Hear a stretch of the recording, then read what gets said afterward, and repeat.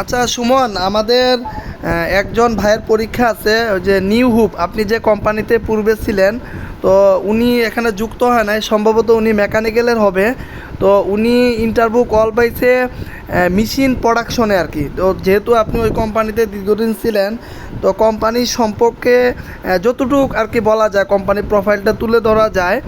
আর এবার এবং এই কোম্পানি বিজনেস প্লাস এই যে মেশিন প্রোডাকশনে যে উনার যে ইন্টারভিউ আছে, ঠিক আছে, তো উনি কীভাবে প্রিপারেশন নিবে এই বিষয়ে একটু সংক্ষিপ্ত আকারে আপনি যতটুকু জানেন বা দেখেছেন একটু বিস্তারিত আলোচনা করবেন। আর মিশিং বলতে ওইখানে যেহেতু এটা হ্যাচারি বা খামার আর কি, পোলট্রি হ্যাচারি বা খামার, তো কি কি মিশিং থাকতে পারে আর কি, তো এই বিষয়ে একটু সাজেশন দিবেন আর কি। সুমন, আপনার পরিচয় দিয়ে ওটা বলবেন। জি ভাই, আমি বলতেছি। আসসালামু আলাইকুম, সবাইকে ধন্যবাদ এই মিটিং এ যুক্ত হয়ে কথা বলার সুযোগ করে দেওয়ার জন্য। বিশেষ করে দুলাল ভাইকে ধন্যবাদ। তো আমি নিউ হোপ এগ্রোটেক লিমিটেডে কর্মরত ছিলাম জেনারেটর অপারেটর হিসাবে। তো ভাই, এটা কি নিউ হোপ এগ্রোটেক নাকি অন্য কোনো? ভাই, এটা কি কনফার্ম করবেন? Agro agro. হ্যাঁ, এগ্রোটেক এটা হচ্ছে ফিড ইন্ডাস্ট্রি। এখানে আপনার মাছের খাবারের নতুন প্ল্যান্ট হয়েছে, এর জন্য হয়তো নিয়োগ দিছে। আর এখানে আপনার লেয়ার ব্রয়লার মুরগির খাদ্য তো উৎপন্ন করা হয়। তো এটা একটা চাইনিজ বেস্ট কোম্পানি। এখানে আমাদের উপর লেভেলে যত বস আছে সব চাইনিজ। বাঙালি একজন করে সহকারী ম্যানেজার আছে, তাদের মাধ্যমে বাঙালি যে কর্মচারীগুলো আছে ওদের মাধ্যমে কাজ চলে। তো সে কোন ডিপার্টমেন্টে? মেইনটেনেন্স ডিপার্টমেন্টে সম্ভবত আমার মনে হয়। এখানে আসলে মেশিন মেইনটেনেন্স বলতে কোনো কিছু নাই, সব নেই হচ্ছে আপনার মেকানিক্যাল ডিপার্টমেন্টে, মেকানিক হিসেবে। আর উনার এই পজিশন ছিল মেকানিকের সুমন, উনি যে পজিশনে ইন্টারভিউ কল পাইছে ওখানে লেখা ছিল মেকানিক প্রোডাকশন, এতটুকুই ছিল পজিশনটা। হ্যাঁ হ্যাঁ হ্যাঁ, জি ভাই, জি ভাই, প্রোডাকশন ডিপার্টমেন্টের আন্ডারেই আমাদের ইলেকট্রিশিয়ান, তারপরে মেকানিক সব হচ্ছে প্রোডাকশন ডিপার্টমেন্টের আন্ডারেই। এই আলাদা কোনো মেইনটেনেন্স টিম নেই, ওই ডিপার্টমেন্টের আন্ডারেই আর কি মেইনটেনেন্স টিম। যাই হোক, মেকানিকের কাজ হচ্ছে যে আপনার এখানে কিছু সিনিয়র পার্সন আছে, বড় ভাই বাদার আছে, এদের সাথে মিলেমিশে মেকানিক্যালে কাজ করতে হয়। এখানে আপনার ওয়েল্ডিং এবং মেশিন দুটোই একসাথে। ওয়েল্ডিং করতে হবে তাকে, এবং মেশিন প্রোডাকশন সাইডে কোনো সমস্যা হলে মেকানিক্যাল যত সমস্যা সে সমাধান করতে হবে। তো প্রথম অবস্থা তাকে শেখার জন্য মোটামুটি সুযোগ দিবে। তো আমি মনে করি যে তার জন্য একটা গুড অপরচুনিটি। এখানে অনেক কিছু শেখার আছে। চাইনিজরা অনেক হার্ড ওয়ার্ক মানে করতে এই করে আগ্রহী তাদের কোম্পানিতে। তারা চায় যে একদম শ্রমিক তো মানে নিজে নিজে কাজ করতে পারে, মানে দক্ষ হতে পারে, এরকম তারা। টিম ওয়ার্ক না, ওইরকম না। টিম ওয়ার্ক দেয় কিছুক্ষণ সময়, কিছুদিন, মানে অল্প কিছুদিন শেখার পরে তারপর একা একা কাজ দেয়।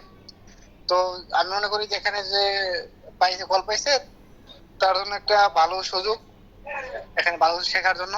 আর এখানে পরীক্ষার সিস্টেম হচ্ছে লিখিত পরীক্ষা হবে এবং ভাইভা পরীক্ষা হবে, সব ইংলিশে হবে।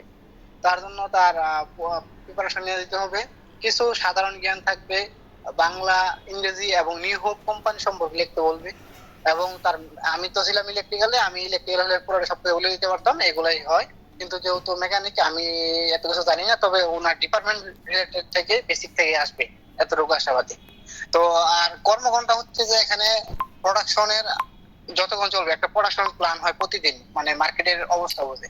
তো ওই অনুযায়ী 10 ঘন্টা হইতে পারে, 12 ঘন্টা হইতে পারে ডিউটি, ওই 10-12 ঘন্টাই। এরপরে যা হবে তা ওভার টাইম। আর শুক্রবারে ডিউটি করতে হয়। এখানে শুক্রবার ডিউটি করলে ওভার টাইম হিসেবে গণ্য করে। তো সর্বসাকুল্যে তার প্রথম অবস্থায় হয়তো 18-20 হাজার টাকার মতো পড়তে পারে। এবং ইয়াতে ডরমিটরি আছে, ব্যাচেলর ডরমিটরি আছে থাকার, এবং কমটা খাওয়ার ভালো ব্যবস্থা হয় ভিতরে। তো মনে করি যে সে ওখানে জয়েন করতে পারলে ভালো করে শিখতে পারবে, কিন্তু একটু হার্ড ওয়ার্ক করতে হবে, এই মন মানসিকতা থাকতে হবে। যদি যে ভাবে যে না, আমি ডিপ্লোমা ইঞ্জিনিয়ারিং পাস করছি, আমি এরকম কাজ করবো না। আমি জেনারেটর অপারেটর ছিলাম, এরপর আমি মেকানিক্যাল হেল্পারে কাজ করছি অনেক সময়। তো এটা এরকম ইগো না থাকলে, যদি করে তাহলে অনেক কিছু শিখতে পারবে সে। তো এইটুকুই বলার। ভাই, যদি কিছু জানা থাকে আরো বলতে পারেন। ধন্যবাদ সুমনকে। সুমন দীর্ঘদিন যাবৎ ওখানে কাজ করার সুযোগ হয়েছে, সেও লিখিত পরীক্ষা ভাইবা দিয়ে তার চাকরি হয়েছিল। সুমন বর্তমানে একটা গ্রুপ, বাংলাদেশের টপ গ্রুপ একটা কোম্পানিতে জয়েন করছে, আমরা নাম না বলি। সুমনের জন্য শুভকামনা রইল। তো সুমনের জন্য আমার একটা প্রশ্ন থাকবে, সেটা হচ্ছে ভাইবাদের বিষয়টা ওনারা কি লিখিত পরীক্ষা নেওয়ার পরে কি ভাইবার সুযোগ দেয় নাকি লিখিত পরীক্ষা পাস করলে পাস না করলে চলে যেতে বলে একদিনেই কি ভাইবা হয় নাকি সুমন? জি ভাই, আমি যেটা বলতে চাচ্ছি, হ্যাঁ আপনার একটা নির্দিষ্ট সময় 1 ঘন্টা হবে লিখিত পরীক্ষা, তারপরে তারা ওখানে ভাইবা নেবে। তো সবারই সুযোগ দেয় ভাইবা দেওয়ার জন্য। আমি আমি যখন ছিলাম সবারই ভাইবা দেওয়ার সুযোগ দিছিল। তো এখান থেকে ভাই আসলে তারা অনেকগুলো লোক নেয়, ওখান থেকে তারা ধাপে ধাপে মানে পর্যায়ক্রমে ওয়েটিং এ থেকে লোক নেয়, এর জন্য আর কি সবারই সুযোগ দেয়। তো ভালো করে প্রিপারেশন নিলে আশাবাদী যে হবে।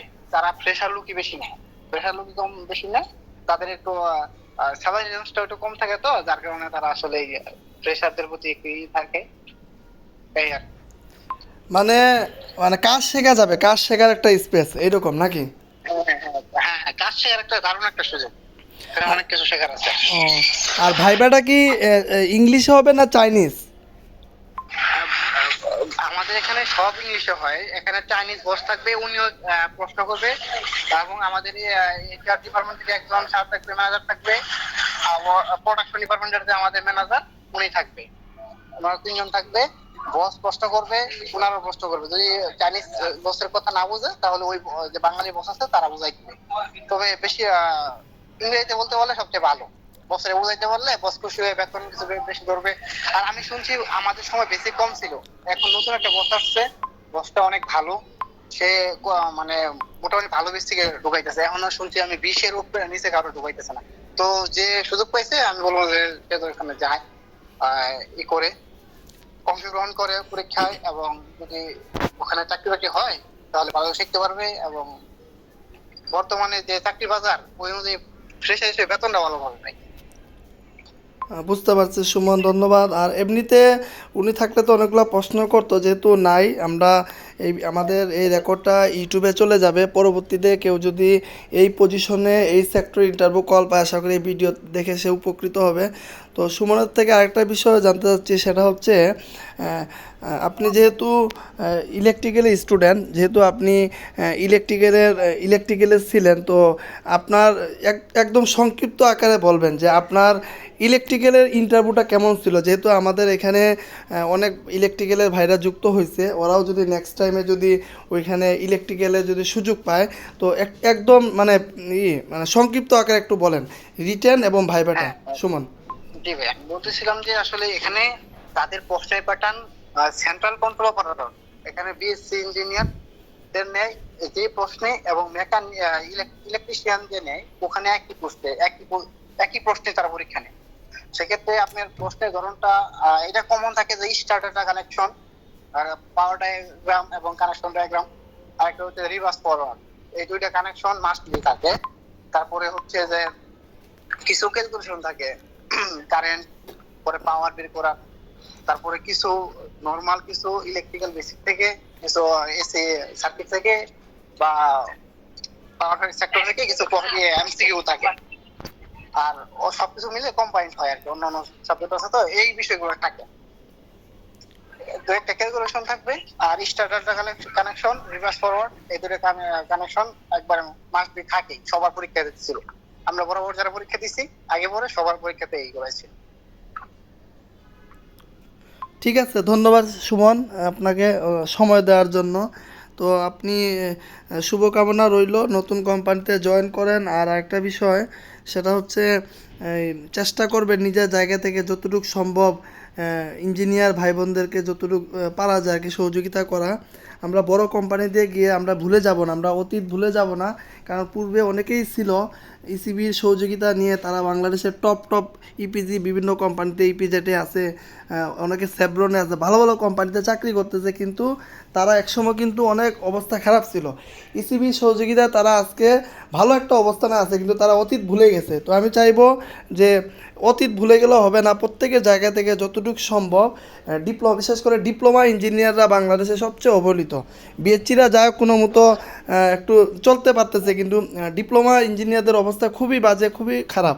তো আমরা যারা বড় কোম্পানিতে যাব, ভালো একটা অবস্থানে যাব, আমরা চেষ্টা করব আমাদের যে ডিপ্লোমা ইঞ্জিনিয়ার ভাইরা আছে ওদেরকে আমরা যতটুকু পারি লেখালেখির মাধ্যমে হোক, কমেন্টে হোক, বা আমাদের তো ডিসকাশন গ্রুপ আছে, যেভাবে হোক, কল দিয়ে হোক, ওদেরকে আমরা সবসময়, যারা ফ্রেশার আছে ওদেরকে আমরা চেষ্টা করব আমাদের জায়গা থেকে সবসময় সাপোর্ট সহযোগিতা করার। ঠিক আছে, ধন্যবাদ সুমন। জি ভাই, জি ভাই, অবশ্যই অবশ্যই আপনার প্রতি অনেক কৃতজ্ঞতা। আসলে সবসময় আপনার যে পরামর্শগুলো আমার আসলে ইন্টারভিউতে ভালো করার এবং অনেক কিছু আমি শিখতে পারছি আপনার কাছ থেকে ভাই। আপনাকে অনেক অনেক ধন্যবাদ। এই ইসিবি গ্রুপে থেকে আমি অনেক কিছু জানতে পারছি। তো আমিও আশাবাদী যে আমার বেকার ভাই বোন যারা আছে, আমাদের ছোট জুনিয়ররা যারা বের হবে, আমি আমার জায়গা থেকে সর্বোচ্চ চেষ্টা করবো এবং আমার ওই নিহুবের এইচআর স্যারের সাথে ভালো সম্পর্ক। যদি ভাই ইন্টারভিউ দেয় আমি স্যারের বলে দেবো, যদি ইন্টারভিউ অ্যাটেন্ড করে তাহলে স্যার আমার সাথে কথা বলে দিয়েছে ভাই। ঠিক আছে সুমন, ধন্যবাদ। আপনার যদি কোনো কাজ থাকে চলে যেতে পারেন ইনশাল্লাহ পরবর্তীতে, আর যদি কোনো কাজ না থাকে আমাদের এখানে থাকতে পারেন। ধন্যবাদ সুমনকে, ধন্যবাদ। জি ভাই, আসসালামু আলাইকুম। ওয়ালাইকুম আসসালাম।